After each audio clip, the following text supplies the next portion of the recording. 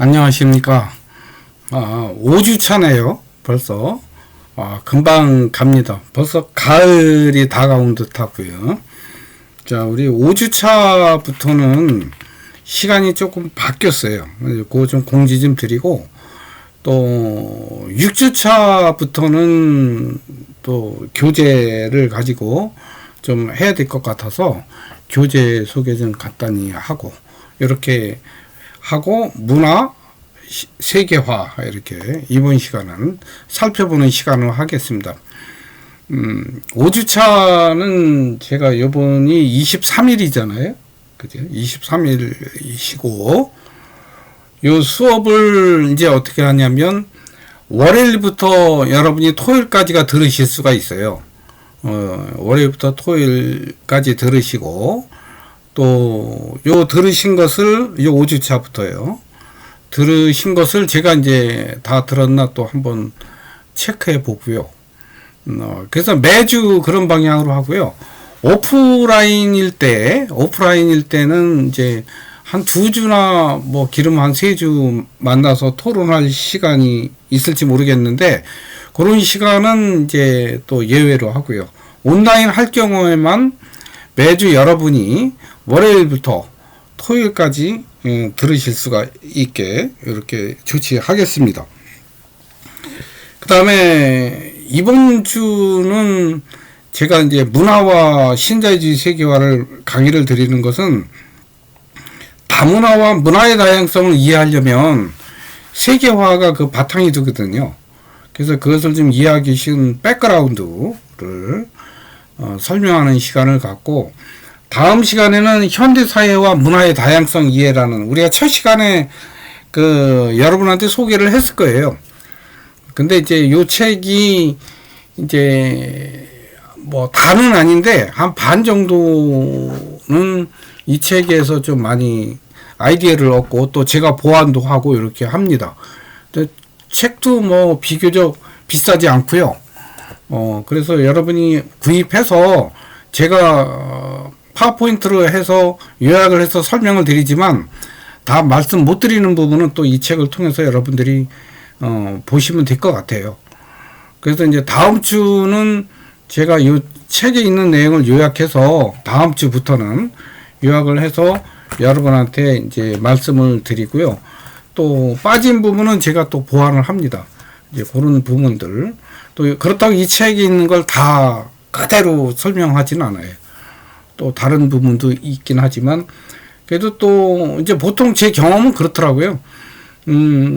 교수가 강의한 내용은 이해가 안 돼도 또 다 잊어버려도 그때 당시에 내가 그냥 교재로 샀던 책은 세월이 가도 남더라고요. 이렇게 책에 꽂혀 있고. 그래서 뭐 추억으로 가지고 있어도 되고요. 그래서 이제 꼭 뭐 강압은 아니고요. 여러분이 필요하신 분들은 사서 같이 강의하고 같이 곁들여 보면 도움이 될 것 같습니다. 그 다음에 또 지난번에 첫 시간에 또 오리엔테이션 했지만 아픔 그리고 삶이라는 책이 있어요. 이 책은 여러분한테 이제 인문학적으로 좀 도움이 되고 또 제가 그 레포트 주제나 또 여러분 토론할 때 도움이 될 수 있는 책이기 때문에 이 책도 필요하신 분들은 전부 다 구입을 하셔서 보완해 두시면 되겠습니다. 우리 현대사회와 문화의 다양성에 이 책하고 그 다음에 이제 아픔 그리고 삶 이 책 두 권은 이 두 권 다 해도 이렇게 뭐 금액이 크지 않더라고요. 여러분 손에서 이렇게 사서 보완해 주시면 될 것 같습니다. 자, 제가 공지사항은 이제 다 말씀을 드렸고요. 우리 이제 본격적으로 문화와 신자유주의 세계화에 대해서 한번 보도록 하겠습니다. 먼저 제가 항상 시작하기 전에 시를 하죠. 요 시를 우리가 음미하는 것은 강의와 관련이 되어 있는 주제예요. 그래서 여러분들이 한 번쯤 같이 보시는 것도 도움이 되실 것 같습니다. 제가 먼저 천천히 음미할 테니까요. 여러분들도 같이 한번 따라서 속으로 이렇게 하셔도 되고요. 어린 시절에 보았던 아름다운 풍경은 어디로 간 걸까? 새가 가득 내려앉던 숲은, 저녁의 고요함은, 우리는 계절의 아름다운 변화를 그리워하는 최후의 낭만주의자들일까? 어린 시절 냇가에서 꺾던 꽃들은 다 어디로 갔을까? 그것들은 이제 그림에서밖에 찾아볼 수 없는 것일까? 기억해두자. 지구의 얼굴은 우리의 얼굴과 같은 것. 우리는 이 소행성의 여행자에 불과하며 우리가 소유할 수 있는 것은 이 세상에 아무것도 없음을. 이반 라코비코 크로아터, 유고슬라비아 화가인데요. 요 화가가 이렇게 시를 좀 감명 깊게 잘 썼네요. 여기에 대해서 제가 부연 설명하지 않고요.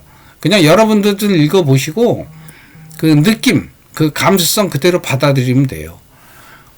자, 다음에 한번 자, 제가 왜 세계화와 다양성을, 아니 교수님 세계화하고 다양성이 무슨 연관성이 있나요? 이렇게 물을 수 있잖아요. 그래서 여기 도표로 제가 그냥 간단하게 그려놨는데요. 요거 뒤에서 설명은 다 됩니다. 되지만 개념 정도만 여러분한테 간단하게 이렇게 해놓고 그 다음에 뒤에서 이해하시면 되고, 또 혹시 이해가 안 되시면 뭐 질문방에 이렇게 해놓으셔도 됩니다. 세계화라고 하는 거는 제가 이제 뒷장에서 또 요약해서 말씀을 드리겠지만, 여기 있는 그대로만 개념만 설명하면 그냥 뭐 제국주의적인 추진 뭐 이런 거죠. 제국주의적인 선진국의 논리를 그냥 추진하는 동력입니다. 쉽게 말하면. 요거를 뭐 개념적으로 이렇게 뭐 제국주의 이렇게 적었는데, 쉽게 그런 말이고, 문화 다양성이 생기게 된, 또는 문화의 다원성이 생기게 된 그 배경에는 세계화가 있거든요. 근데 세계화는 뭘 하냐면 인터넷이나 디지털 기술의 발전이잖아요. 그죠? 그런 거를 통해서 이동과 이주의 자유화, 뭐 자유화 이렇게 이루어졌고요. 이게 또 장점이라고 볼 수 있어요. 세계화에. 이게 이제 경제학에서 뭐 비교 이론 뭐 이런 것이 또 나올 수 있는데, 너무 어렵게 생각하지 마시고요. 그냥 간단하게 생각하시면 돼요. 그 문화 다양성은 이런 세계화로 인해서 문화 변형이 일어나고, 또 융합으로 문화의 그 다양성, 그런 측면을 추구할 수 있다.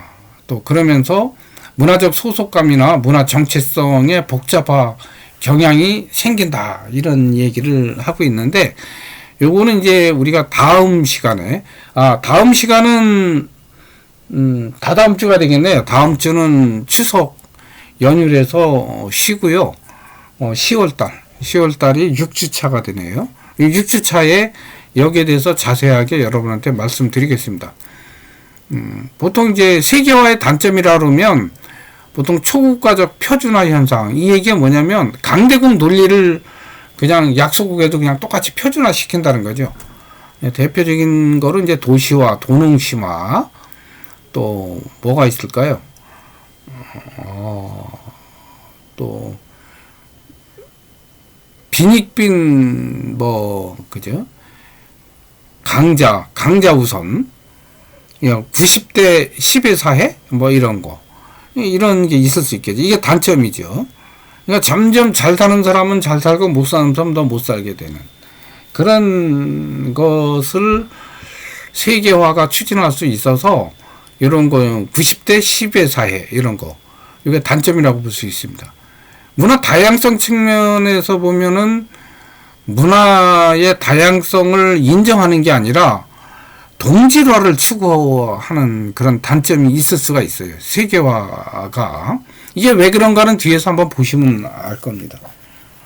요 정도 선에서 제가 그냥 간단히 설명드리고요. 나머지는 그냥 쭉 한번 읽어보세요.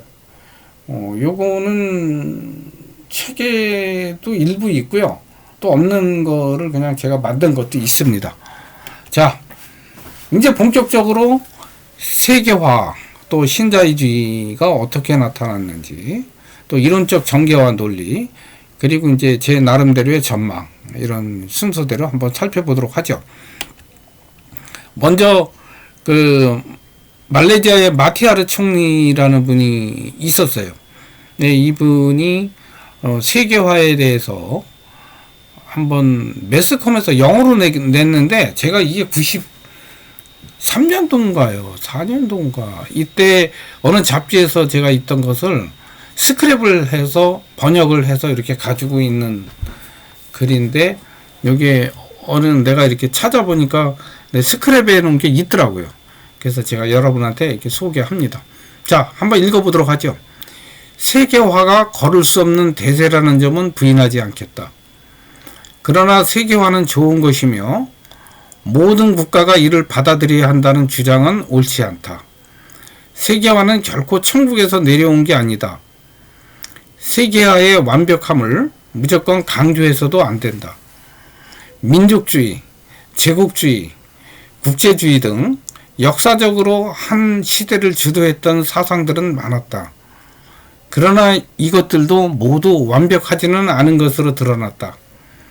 세계화 역시 후대의 잘못된 사상으로 판정될 수 있다. 이게 이제 마티아르 총리가 기고했던 글입니다. 그 세계화라는 것에 대해서 좀 부정적으로 보죠. 그래서 이제 다양성을 인정해야 된다. 이런 이야기를 하고 있습니다. 자, 여기서 이제 신자유주의하고 세계화, 신자유주의 세계화 이렇게 같이 붙여도 쓰고 이게 헷갈리죠. 근데 이게 좀 달라요. 신자유주의가 다르고 개념이 세계화가 달라요. 이걸 플러스해서 우리가 보통 신자유주의, 세계화 이렇게 붙여서 많이 사용합니다. 그럼 신자유주의는 뭐고 세계화는 뭐냐? 뭐 이렇게 이제 글로서는 이렇게 쓸 수가 있는데 쉽게 말하면 신자유주의는 이론이고 논리고요. 세계화는 정책이고 추진입니다. 그래서 그냥 이론과 논리 플러스 정책 추진 이렇게 해서 신자유주의 세계화. 그러면 신자유주의 논리가 뭔데요? 논리는 쉽게 말하면 국가 너희 개입하지 말고 시장 경제를 통해서 해결해야 돼. 이 얘기예요. 그게 이해 논리예요, 그게. 이런 배경이 왜 생겼냐는 이제 뒤에 제가 또 말씀을 드릴 거고요. 세계화는 이제 뭐냐면 교통통신기술 정보화 통해서 이렇게 전 세계가 하나의 시장이 되잖아요. 그죠?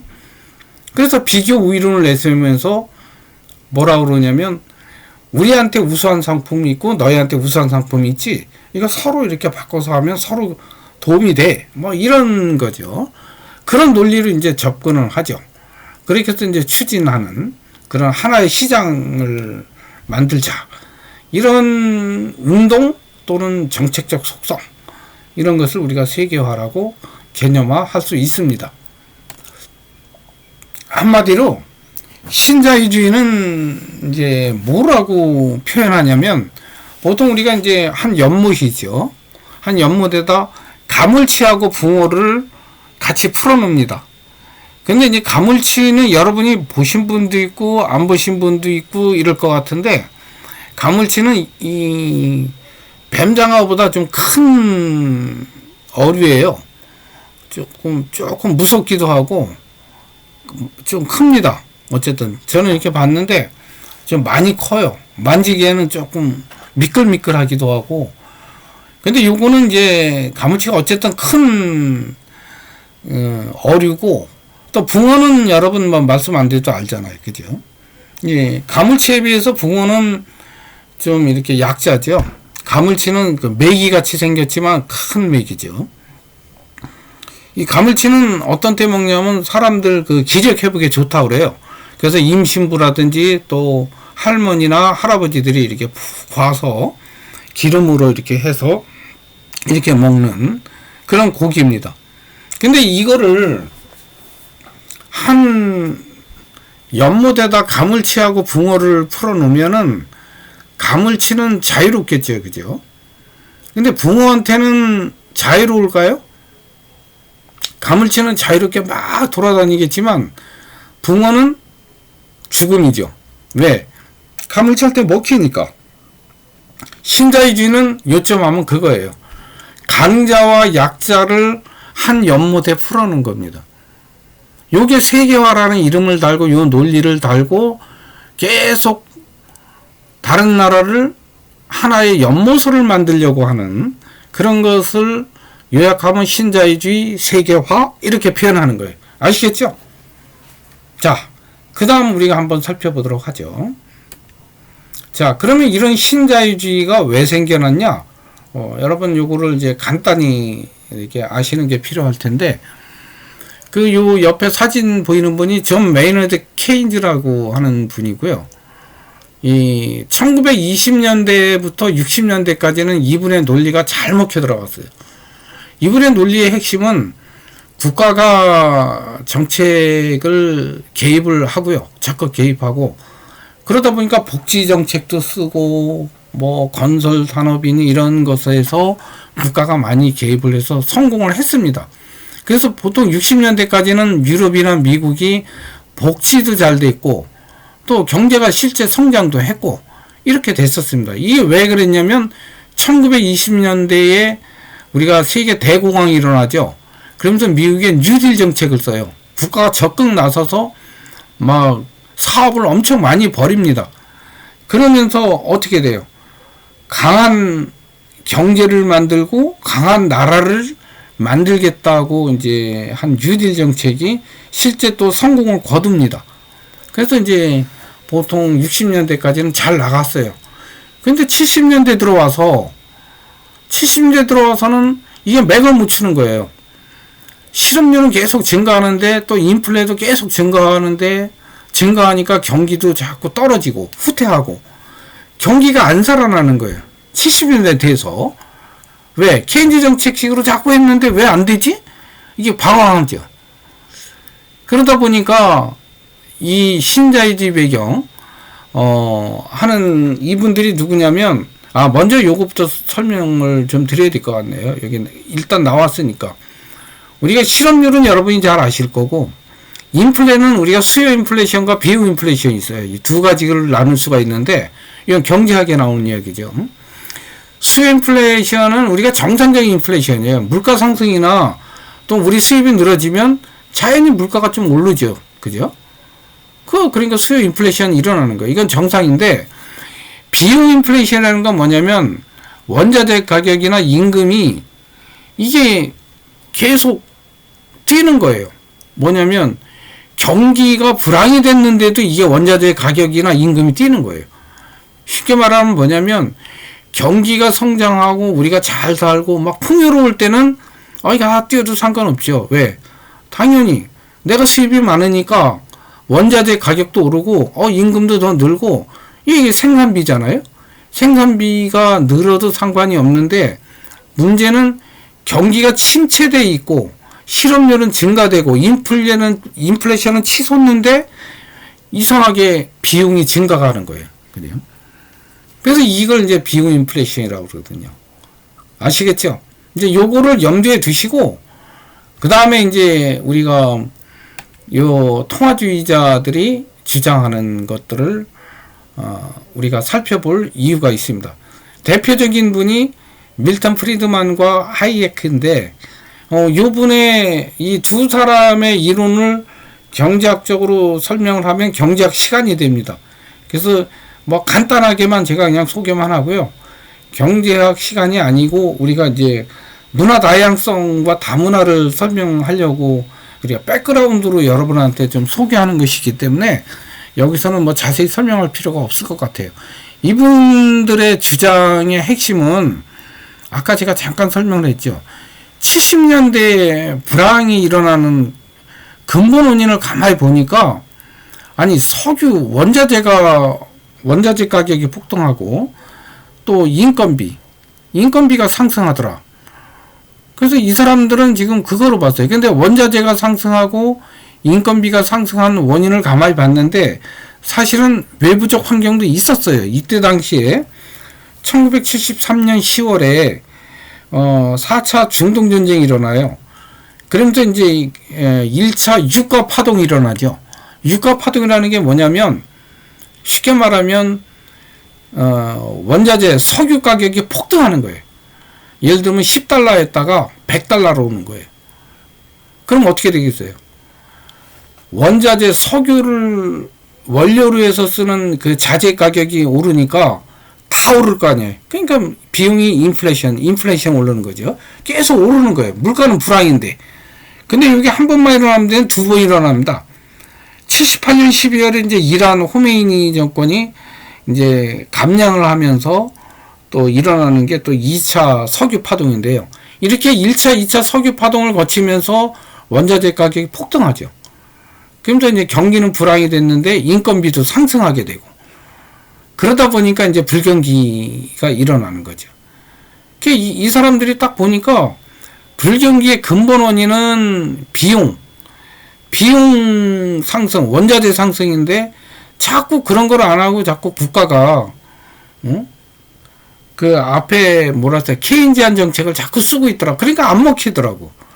그래서 이 사람들은 어떻게 했냐면 야 이제 너희 그런 거 하지 말고 물가부터 잡자. 그래서 물가 잡으려면 어떻게 하냐면 국가 너희가 나서지 마. 국가가 개입하지 말고 시장에 맡겨두고 자율적으로 유지하게 하면 돼. 이게 이제 국가 개입 비판입니다. 근데 앞에 케인지안은 국가가 나서서 막 적극적으로 뭘 했거든요. 복지 정책도 하고 뭐 노동 정책도 개입하고 뭐 근데 그런 거 하지 말자 이런 얘기죠. 그걸 비판하는 거죠. 뭐라고 비판하냐면 국가 너희 정책자들이 전능하냐? 아니잖아. 너희 실패 많이 하잖아. 예를 들면 우리나라도 이런 거 있죠. 부동산 정책을 뭐 23번이나 계속 바꾸잖아요. 그죠? 그러면 원래는 국가 정책은 어때야 돼요? 100년, 10년, 몇 년을 내다보고 검토를 해서 꼼꼼하게 해야 되는데 그냥 이렇게 막 던져 놓는 거예요. 국가 정책을 던져 놓고 비판받고 이거 아니네? 또 바꾸고 또 바꾸고 또 바꾸고.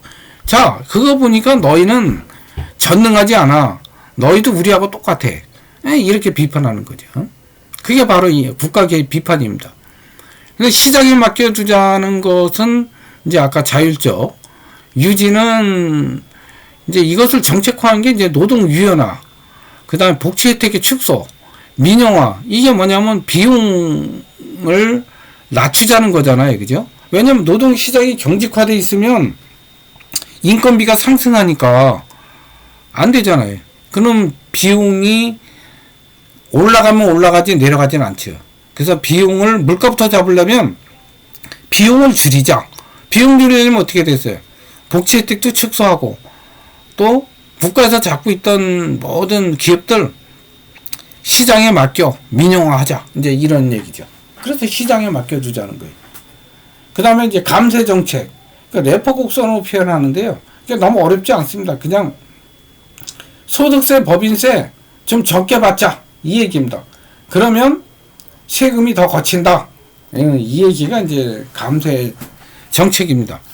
그 다음에 이제 이 사람들이 이렇게 얘기하면서 비판하는 게 있어요. 케인즈주의는 샤워실의 바보다 이거예요. 왜냐면 아까 잠깐 얘기했죠.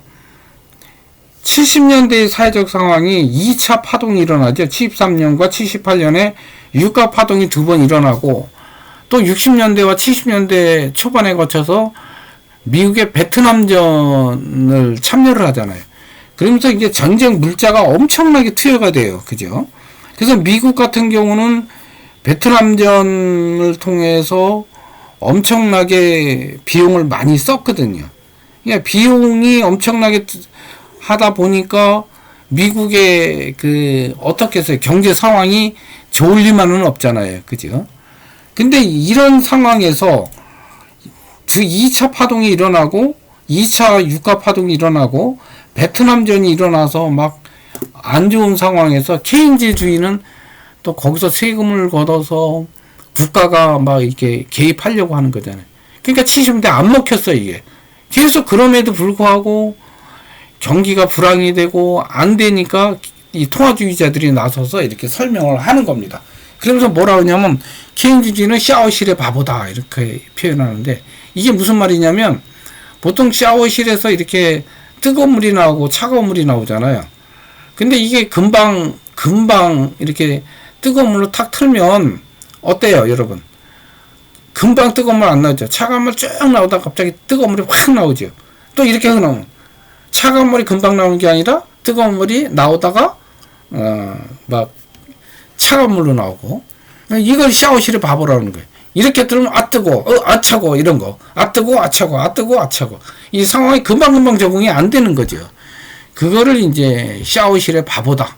너희는 이런 현재적 상황을 모르느냐? 이제 이렇게 하면서 이 통화주의자들이 시장에 맡기고, 그 다음에 비용을 줄이고 물가를 잡아라. 그 다음에 어떻게 하냐면, 이렇게 하는 방법은 통화주의를 하자. 이게 통화라는 거 아니죠? 돈을 많이 풀어서 시장 자율적에다 맡기자라는 게 이제 이 사람들의 대표적인 배경의 등장입니다. 이제 신자유주의의 그 배경을 아셨죠? 자, 요 감세 정책이라고 하는 것은 아까 잠깐 말씀드렸죠. 이거 너무 어렵게 생각하지 마세요. 이 그래프대로 일정 수준에서 재정 수입이 늘잖아요. 세율이 오를수록에. 세율이 쭉 올라가면 오르잖아요. 세율을 아무리 올려도 나중에는 재정 수입이 그냥 유지된다는 거예요. 아까 제가 이거 그래프로 여러분 뭐 T1에서 이렇게 설명하면 복잡할 거 아니에요. 그죠? 경제학 시간도 아닌데. 그냥 간단하게 생각하세요. 소득세, 법인세 감세하면 가처분 소득이 증가하고 기업의 의욕이 증가한다. 이렇게 이해하면 돼요. 이게 무슨 말이냐? 경제학도 아닌데 이렇게 문화적 표현하면 좀 어렵네요. 제가 월급을 300을 받습니다. 그런데 세금을 50만 원 떼요. 그런데 소득세를 감세하면 어떻게 될까요? 50만 원 떼다 30만 원만 떼면 20만 원 남잖아요. 그러면 250만 원 받다 270만 원 받게 되죠. 그럼 어때요? 내가 20만 원 더 쓸 수 있는 비용이 생기잖아요. 그걸 가처분 소득 증가 이렇게 표현하는 거고, 법인세도 우리가 우리나라는 지금 법인세를 증세를 했는데요. 거꾸로 됐죠, 우리나라는. 근데 이제 법인세를 감소를 100만 원 받다가 70만 원만 받겠다. 그러면 법인 입장에서 30만 원이 남잖아요. 그죠? 이렇게 감세하면. 그러면 법인들은 어때요? 기업 의욕이 생길 거 아니에요. 더 많이 남으니까. 이거 가지고 종업원들 어떻게 해요? 복지 후생을 증가한다든지 또는 연구비 투자한다든지 뭐 이렇게 하면서 기업이 더 좀 의욕이 생길 거 아니에요. 야, 이거 뭐 내가 더 좀 해야 되겠다. 뭐 이렇게. 이것이 바로 감세 정책이고 이것이 바로 래퍼 국서입니다. 래퍼라는 학자가 이렇게 주장을 했던 거예요. 이것이 우리가 이제 신자유주의의 대표적인 정책 중에 하나입니다. 자, 그런데 이제 문제는 현실적으로 이렇게 일어났느냐 라는 것은 조금 이제 문제가 되죠. 세율을 낮추고 시장에다 모든 것을 맡기면 제대로 우리 사회가 낙수 효과가 일어났느냐. 낙수 효과라는 말 아시죠? 기업이 돈을 많이 벌어서 그걸 가지고 어디다가 월급을 많이 주고요. 그 회사원들한테 월급 많이 주고, 그러면 내 가처분 소득이 많이 늘어나면 그거 가지고 소비가 늘어나고, 소비가 늘어나면 어떻게 해서요? 내가 많이 돈을 쓰니까 경기가 활성화돼서, 또 경기 활성화되면 그것이 이제 국가 세금으로 더 갇힌다. 뭐 이런 이렇게 낙수 효과가 이제 늘어난다고. 근데 실제는 이제 그렇지 못했었죠. 그 다음에 여기서 이제 순수하게 세금을 낮추면 세금이 더 거친다. 이런 부분도 있어요, 사실. 일정 부분 선에서. 근데 이게 또 항상 현실적으로 그랬느냐? 라는 부분은 또 아니거든요. 그러니까 이게 현실 세계에서는 이게 이론적인 부분하고 좀 다른 부분이 있어서, 이게 꼭 맞는다, 100% 맞는다, 이런 쪽의 문제점은 아니에요. 그냥 뭐 한 60%는 맞고 한 40%는 틀리면 돼요. 그래서 이걸 이제 문제점으로 잡았습니다. 그 다음에 제가 좀 말씀을 드렸지만 빈부격차가 되게 심해지죠. 이 신자유주의 이론을 그대로 놓으면 빈부격차가 심해질 수밖에 없어요. 왜냐면 한 연못에 가물치하고 붕어를 같이 놓으면 누가 이겨요? 가물치가 이기잖아요. 그죠? 빈부격차. 그러니까 또 이 감세 정책을 한다든지 또 이러면 어때? 부자들한테는 이득이 되죠. 그 다음에 이제 아까 근데 복지 혜택이 축소 비용 절감하기 위해서 복지 혜택을 축소하거나 노동시장의 유연화 이렇게 해버리면 어떻겠어요? 가난한 사람은 더 가난해지고 있는 사람은 더 잘 살게 되겠죠. 그죠? 그러니까 이것은 쉽게 말하면 신자유주의는 가난한 사람을 위한 그런 정책이라고 보기에는 좀 어렵지 않을까라는 그런 문제점을 가지고 있습니다. 근데 여러분은 이것에 대해서 어떻게 생각하는지, 신자유주의가 내가 생각하는 신자유주의 형태는 또 어떤 긍정적인 면이 있고 또 역기능적인 거, 문제점이 있는지에 대해서 한번 10분 정도 여러분이 한번 생각해 보십시오. 생각해서 신자유주의의 문제점과 또 긍정적인 점, 이 두 가지에 대해서 여러분 생각을 간단하게 한번 적어 보세요. 그리고 다음 시간에 여기와 연결해서 세계화의 흐름, 신자유주의를 역사적인 흐름, 자유주의의 역사적인 흐름에 대해서 간단하게 설명을 드리고 또 세계화의 정책적 흐름에 대해서 여러분한테 설명을 드리도록 하겠습니다. 자, 제가 한 10분 정도 여러분한테 신자유주의의 긍정적인 면과 또 문제점, 또 그 형태에 대해서 적어보도록 제가 질문을 드렸습니다. 한 10분간 여러분들이 적어보시고 다음 시간에 연결해서 또 수업하도록 하겠습니다. 다음 시간에 10분 여러분 지난 다음에 여러분 적은 다음에 다음 시간에 뵙도록 하죠.